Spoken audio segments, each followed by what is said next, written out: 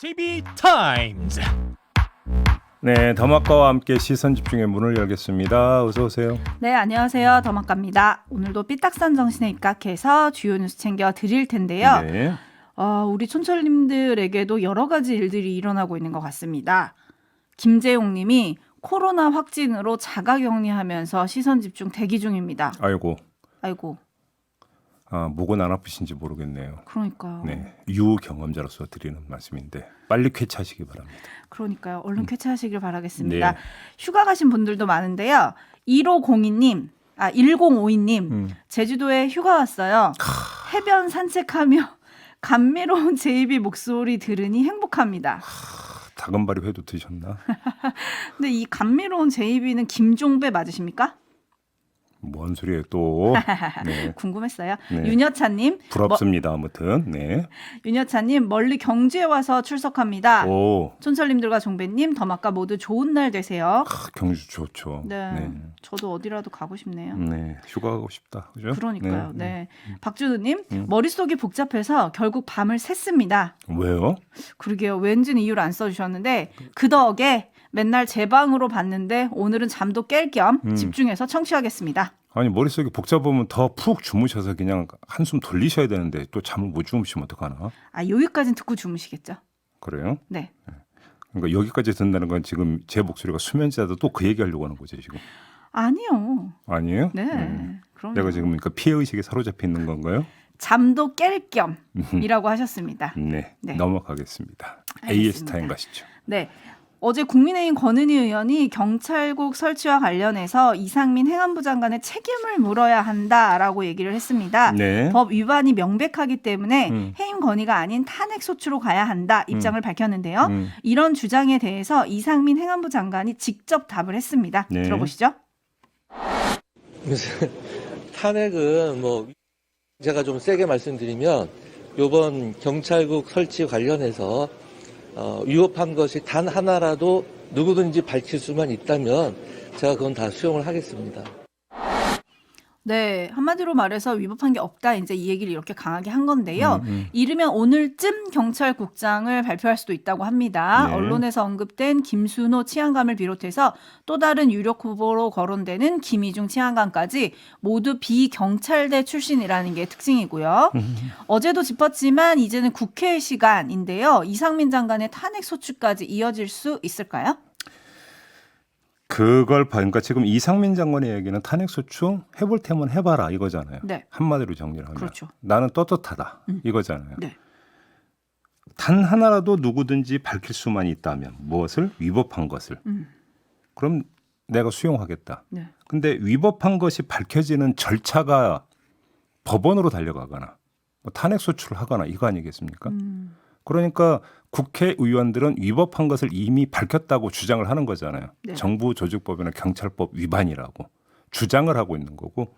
근데 밝힌다라고 하는 게 확정되는 부분은 어차피 절차를 거쳐야 되는 거 아닌가요? 그렇죠. 그렇기 때문에 그 전에는 안 물러난다는 얘기가 되겠죠. 그렇죠. 아무튼 정면 대결을 선언한 걸로 이해를 해야 될 것 같고요. 결국은 국회 특히 야당 쪽이라고 봐야 되겠죠. 얼마나 정밀하게 나설 것이냐. 그래서 이제 제가 그 전에도 실력이라는 표현을 쓰지 않았습니까? 네, 요걸 그렇죠. 좀 봐야 되는 거겠죠. 네. 국회가 어제도 말씀드렸지만 일을 하는지 안 하는지 요거를 또 보면 되겠죠.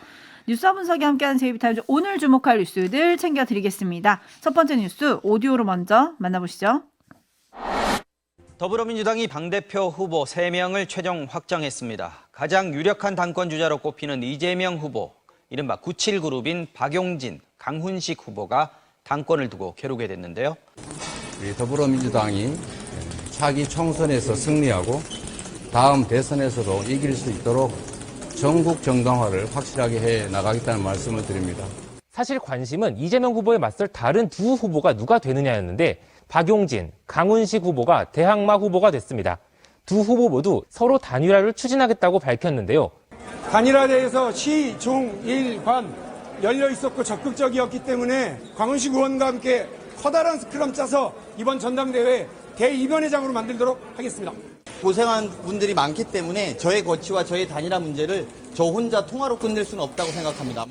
또 최고위원 예비 경선에선 장경태, 박찬대, 고영인, 서영교, 고민정, 정청래, 송갑석, 윤영찬 의원이 본선 진출을 확정지었습니다. 친 이재명계 4명, 친문 비이재명계 4명이 통과한 건데 본선에서는 이 가운데 5명이 최고위원으로 확정됩니다. 네, 어제 예비 경선 결과가 이렇게 나왔습니다. 네. 포인트를 좀 짚어봐야 될 것 같은데요. 궁금한 건 이 본선으로 이제 진출한 3명의 득표율인데 이건 어차피 공개가 안 되는 거 아니겠습니까? 그렇죠. 그렇기 때문에 이제 그 판을 읽을 수 있는 방법은 정밀하게 읽을 수 있는 근거는 없는 거고요. 큰 틀에서만 좀 봐야 될 것 같은데 역시 구도가 되겠죠. 이재명 후보 맞은편 후보가 박용진, 강훈식 후보라고 한다면 본선이 꽤 흥미진진하게 진행될 가능성도 있긴 하다. 이렇게 말씀을 드려야 될 것 같은데 박용진 후보는 처음부터 이재명 후보를 견제해 왔었고요. 그렇죠. 강훈식 후보도 그를 지지하는 의원 그룹이 비명 성향을 띠고 있지 않습니까? 네. 그런 점에서 박용진 후보와 결이 비슷하다고도 볼 수가 있을 것 같습니다. 따라서 본선 전개 상황에 따라서는 두 사람의 단일화가 모색될 여지가 커졌다. 이렇게 봐야 될 것 같고요. 네. 단일화가 성사된다면 여기서 이중의 구도가 만들어지게 되는 거죠.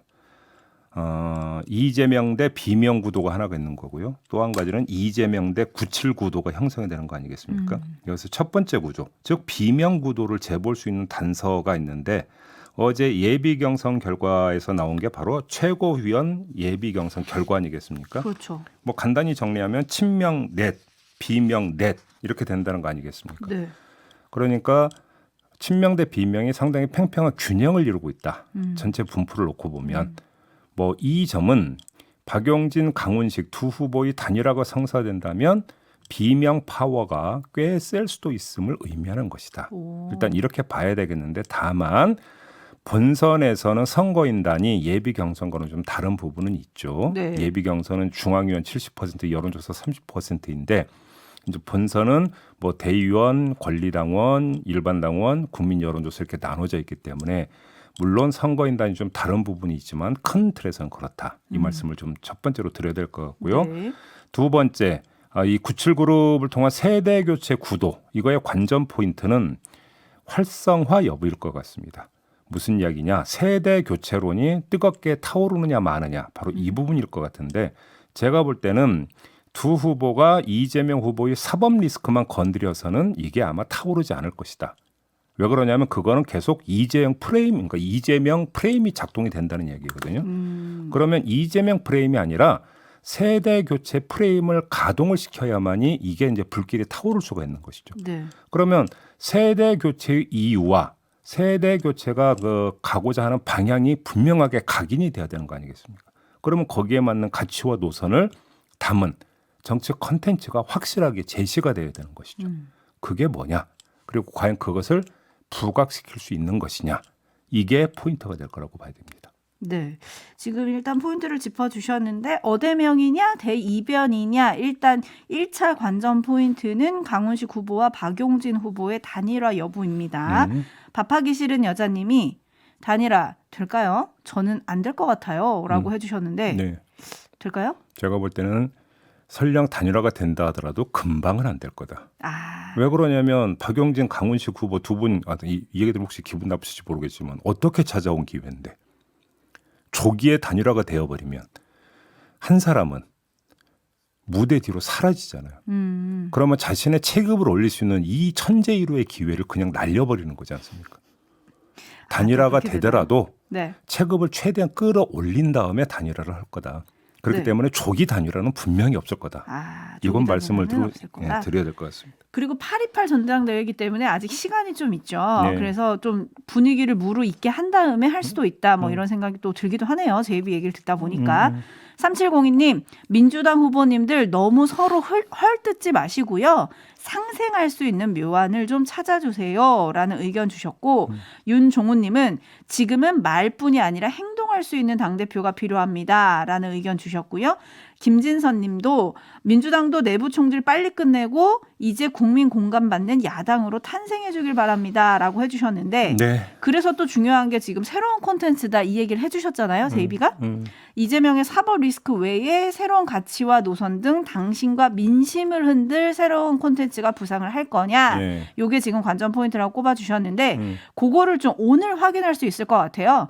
오늘 당권주자 3인이 함께하는 국민통합 정치교체 추진위원회 공개 토론회가 있다고 하거든요. 예. 여기서 어떤 내용을 얘기를 할지 좀 주목해 보면 좋을 것 그 같습니다. 새로운 가치라는 게 제가 볼 때는 야당이기 때문에 반윤석열, 비이재명을 동시에 담는 컨텐츠여야 될 거라는 겁니다. 오. 그러니까 이거는 다시 말해서 그 당을 이렇게 혁신하겠습니다라는 수준으로는 그쳐서는 제가 볼 때는 별로 임팩트가 없을 것이다.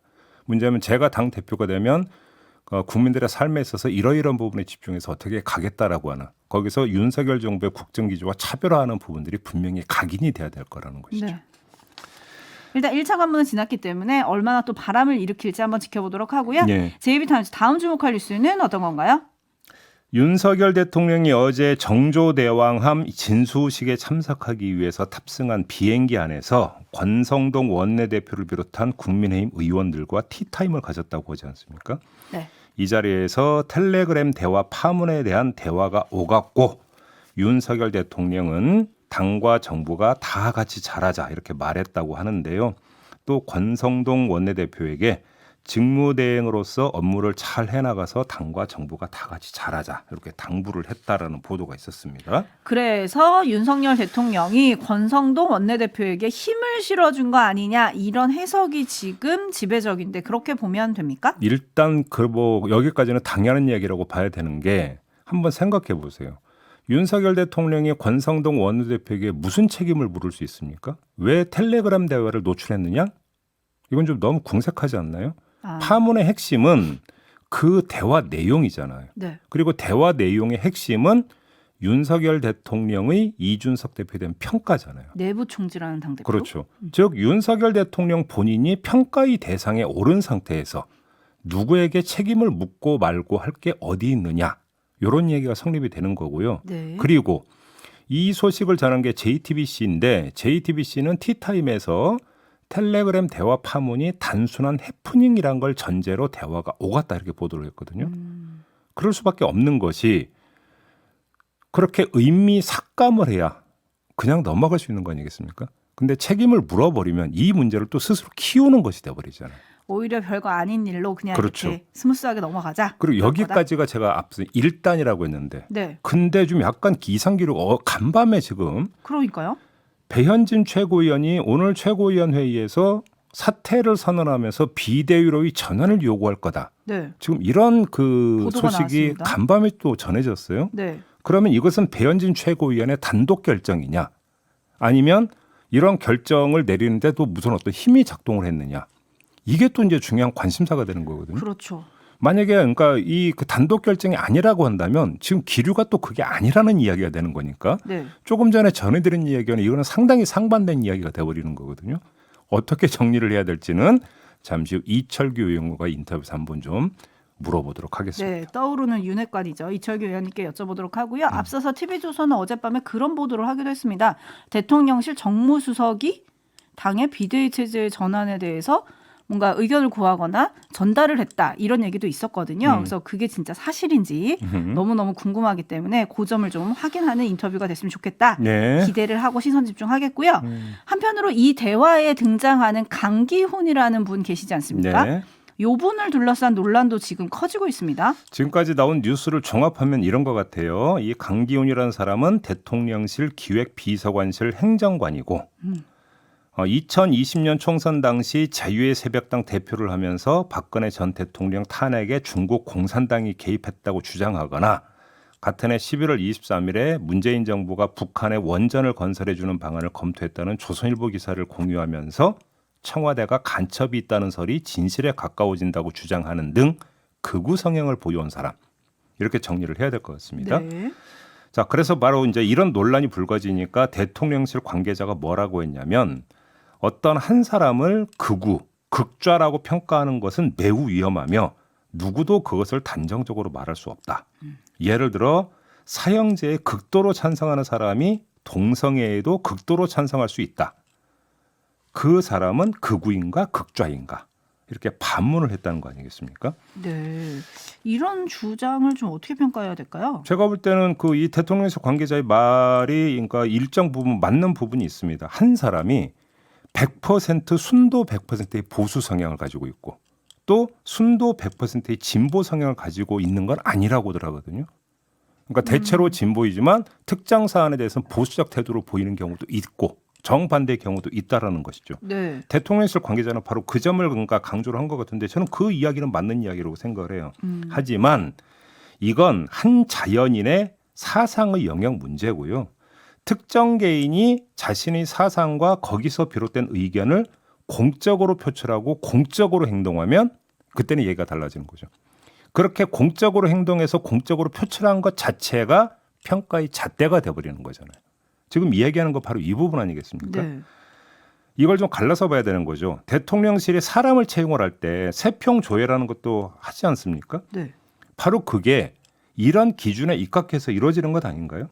물론 뭐 이번 대통령실이 그렇게 했는지는 뭐 잘 모르겠습니다만 아무튼 그리고 하나 더 지금까지 대통령실 직원 가운데 정치 사회적 행위 과정에서 극우 성향을 내보여서 논란의 당사자가 됐고 결국 사표를 쓴 사람이 이미 있지 않습니까? 있죠. 김성애 다문화 비서관과 극우 유튜버 안정권 씨 누나 아닙니까? 네. 사표 수리했잖아요. 그러면 대통령실은 왜 두 사람의 사표는 수리를 했습니까? 대통령실 관계자의 주장에 따르면 극우 성향 때문은 아니다. 뭐 이렇게 추정을 해야 될 것 같은데 그럼 뭐 때문에 사표를 수리를 한 건가요? 이것부터 한번 좀 밝혀보시라.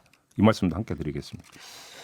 네, 궁금한데 또 하나 논란이 권성동 원내대표와 이 강기훈 행정관의 관계입니다. 네. 권성동 원내대표는 어제 기자들에게 제가 추천한 것이 아니라 대통령실에서 그 능력과 공모를 인정해서 채용한 것을 알고 있다라고 했는데 네. 어제 저녁 보도를 보면 좀 특별한 인연이 좀 확인이 됐어요. 네. 정리를 하면 대선 직후에 권성동 원내대표의 정무실장 역할을 맡아왔고 네.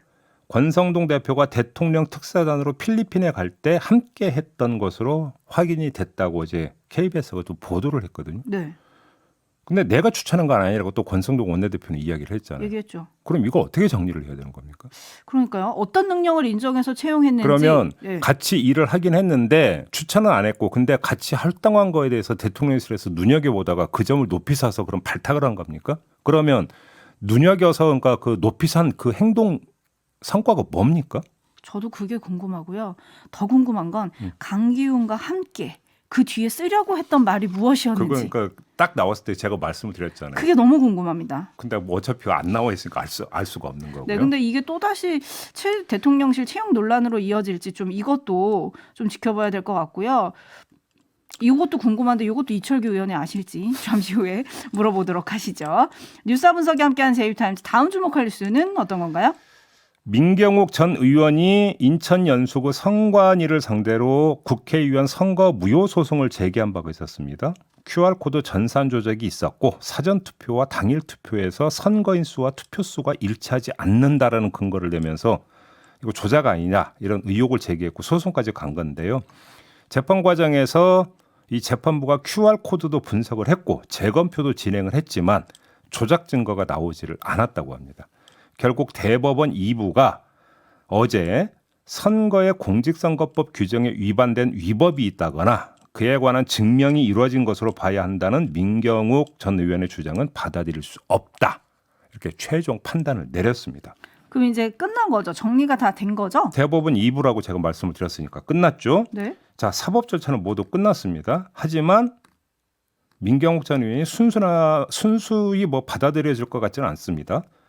뭐라고 했냐면 이 세상에 정의가 있기를 바랐지만 그렇지 않았다. 이번 판결은 후세 법조인들에 의해서 두고두고 조롱거리가 될 것이다. 이렇게 주장을 했더라고요. 네. 핵심은 정의가 발견되지 않은 것 이전에 증거가 발견되지 않은 것 아니겠습니까? 근데 뭘 어쩌라는 겁니까 그러면? 법원이 증거가 발견되지 않아서 판단 내렸는데 이걸 어떻게 할 거라는 건데요. 그러면. 자, 그리고 한 말씀만 더 드리면 긴 여운이 남는 게 있는데요. 민경욱 전 의원이 내뱉은 단어 하나 있지 않습니까? 네. 조롱거리. 저는 이 단어가 아주 길게 저에게는 여운으로 남더라고요. 어떤 의미인지 알겠습니다. 이 판결 후에 민경욱 전 의원이 페이스북에 7월 28일 대한민국 법치주의 사망이라고 이렇게 올렸더라고요. 네. 근데 한편 눈길을 끄는 건 이준석 대표의 관전평입니다. 지금 지방을 돌면서 뉴스는 다 챙겨보고 있나 봐요. 이 기사를 링크를 하면서 항상 남을 지목하고 까내렸지만 당신들이 오히려 보수 몰락을 위해 뛰던 내부 총질러였고 스파이였고 뿌락지였다. 네. 이런 분들에게 현혹됐던 많은 분들이 이제 이성을 되찾았으면 한다라고 올렸는데 당을 향한 말에 뼈가 좀 느껴지지 않습니까? 그러니까 약간 이제 범 여권에서는 내부 총질이 지금 가장 뜨거운 단어군요. 네. 그렇죠. 네. 다만 나는 아니다라는 거잖아요. 그렇죠. 네. 이렇게 정리를 하죠. 뭐 판단은 촌철님들이 내려주시면 될 거 아니겠습니까? 네. 마무리하겠습니다. 더마카 수고하셨어요. 고맙습니다.